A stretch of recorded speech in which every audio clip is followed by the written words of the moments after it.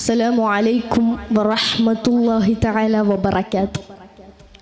ബിസ്മില്ലാ വൽഹംദുലില്ലാ വസ്സലാത്തു വസ്സലാമു അലാ അഷ്റഫുൽ മുർസലീൻ വഅലാ ആലിഹി വസഹ്ബിഹി അജ്മഈൻ അമ്മാ ബഅദ്. ആ ഷെയ്ഖ് നിസ്കരിക്കുകയായിരുന്നു. ഒരു കടന്നൽ ഒരുപാട് തവണ അദ്ദേഹത്തിനെ കുത്തുന്നു. എന്നിരുന്നാലും അത് ശ്രദ്ധിക്കാതെ അദ്ദേഹം അതിൽ തന്നെ നിലകൊണ്ടു. നിസ്കാരത്തിന് ശേഷം അദ്ദേഹം തന്നെ അസ്വസ്ഥതപ്പെടുത്തിയത് എന്താണെന്ന് നോക്കുമ്പോൾ ആ കടന്നൽ അദ്ദേഹത്തിൻ്റെ ശരീരത്തിലെ 17 സ്ഥലങ്ങളിൽ കുത്തിയിരുന്നു. ആരാണ് ആ എളിമയുള്ളവനും ഭയഭക്തനുമായ ഷെയ്ഖ്? ഇസ്ലാമിക ചരിത്രത്തിൽ ചില കാലഘട്ടങ്ങൾ അതീവ പ്രതിസന്ധികളുടേതായിരുന്നു.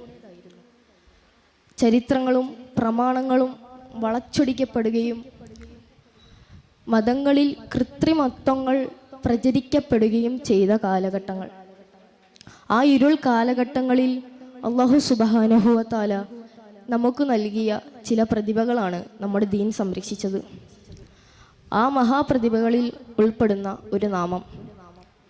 ബ്രിസോണിയുടെ ഈ വർണ്ണമമായ വേദിയിൽ ആ നാമം ഞാൻ ഉച്ചരിക്കുന്നു. മുഹമ്മദ് ബിനു ഇസ്മായിൽ അൽ ബുഖാരി റളിയല്ലാഹു അൻഹു. ഹിജ്റ 194. ഉസ്ബെക്കിസ്ഥാനിലെ ബുഖാറയിൽ ശവ്വാൽ 13 വെള്ളിയാഴ്ച ദിവസം അദ്ദേഹം ഭൂജാതനാകുന്നു. ചെറുപ്പത്തിൽ തന്നെ തൻ്റെ പിതാവിനെ അദ്ദേഹത്തിന് നഷ്ടപ്പെടുന്നു. സത്യസന്ധനായ ഒരു പിതാവിൻ്റെ ഹലാൽ ജീവിതവും സർവസമയ പ്രാർത്ഥനാ സമജ്ഞയായ ഒരു മാതാവിൻ്റെ കണ്ണുനീരും അദ്ദേഹത്തെ മഹാനാക്കി. ചെറുപ്പത്തിൽ തന്നെ അദ്ദേഹത്തിന് തൻ്റെ കാഴ്ച നഷ്ടപ്പെടുകയാണ്. തുടർന്ന് തൻ്റെ മാതാവ് രാപ്പകൽ ഭേദമന്യേ എന്ന വണ്ണോണം പ്രാർത്ഥനയിൽ മുഴുകുകയാണ്. അതിൻ്റെ പര്യവസാനം എന്ന നിലയിൽ ഇബ്രാഹിം നബി അലൈഹിസ്സലാത്തു വസ്സലാം ആ മാതാവിൻ്റെ സ്വപ്നത്തിൽ വന്ന് തൻ്റെ മകന് കാഴ്ച തിരിച്ചു ലഭിച്ചു എന്ന ശുഭവാർത്ത പറയുകയാണ്. പിറ്റേന്ന് രാവിലെ തന്നെ മഹാനവറുകൾക്ക് തൻ്റെ കാഴ്ച തിരിച്ചു ലഭിക്കുകയാണ്.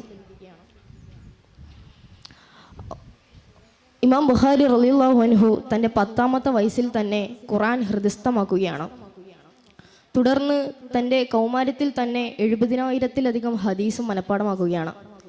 തൻ്റെ 16ാം വയസ്സിൽ നിവേദകരുടെ ജീവചരിത്രം തന്നെ മനഃപ്പാടമാക്കിയ മഹാപ്രതിഭ.